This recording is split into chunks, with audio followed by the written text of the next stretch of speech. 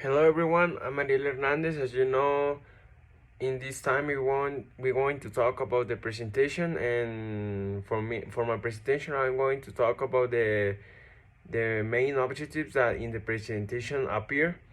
Okay, and the first one is that they present the main arguments for and against the government intervention in international trade. Okay, for this first topic, I'm going to say that many governments don't want the intervention of the government in the international trade, because this is a for the government this is a very good thing, because it is money for the government. For this reason the government wants to get involved in these kind of things.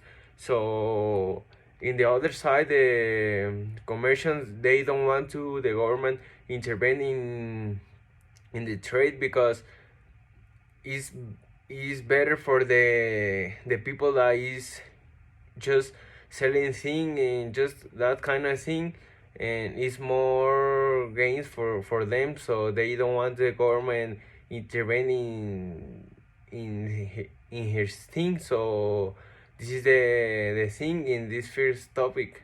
Let's continue to the next topic, and in the next objective of the presentation we want to talk about the identify the advantage and the disadvantage of the adopting an industrial policy. So this is a very interesting topic, because the objectives of this industrial policy is a focus in the society, that this can be focused on the private section and the public as a government. So these have a lot of tools to improve the trade, the international trade. So this is a very important topic to the international trade and the formulation of international policy to evolve the economic system, and this will be better for us. We want to talk about in the next objective of the presentation about the main tools that the countries use to restrict trade, and I'm going to talk about a specific example, and this is the relation between the United States and our country Mexico, because the United States always want to gain all the profit for him, and left Mexico behind. So this country, the United States, use these kind of tools to restrict trade with Mexico, like tariffs, import quotas, export subsidies, voluntary export restriction, and a lot of stuff like this to obligate Mexico to cooperate with him.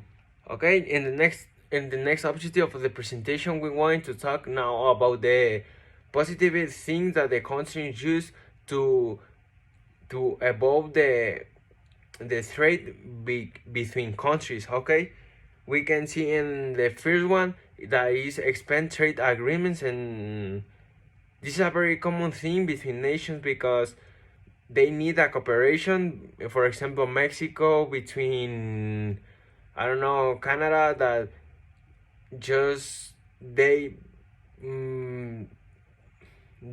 sing a paper with the objectives that the countries need to accomplish. For example, in the trade, that buy some things and you buy me other things, and that's like expanded trade agreements. Okay, then also we have the promote the trade facilitation. This is like less papers and that stuff, so the conversation is easier than before. Okay, in the third one we can see the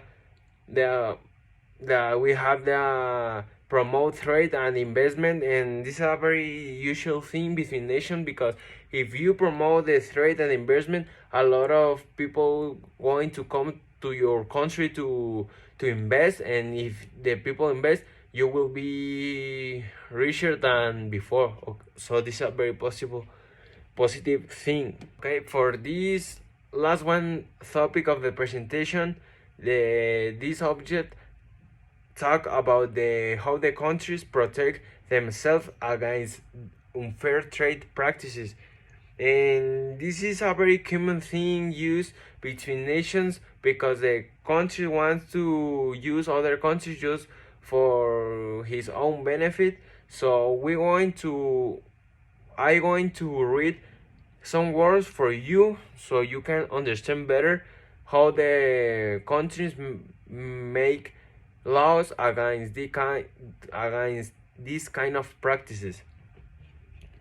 The laws regulate and promote unfair trade and increase the competitiveness of the national economy, promote the efficient use of the country productive resources. Okay, this talk to us about how the countries make laws to protect themselves and protect also the economy against the other countries.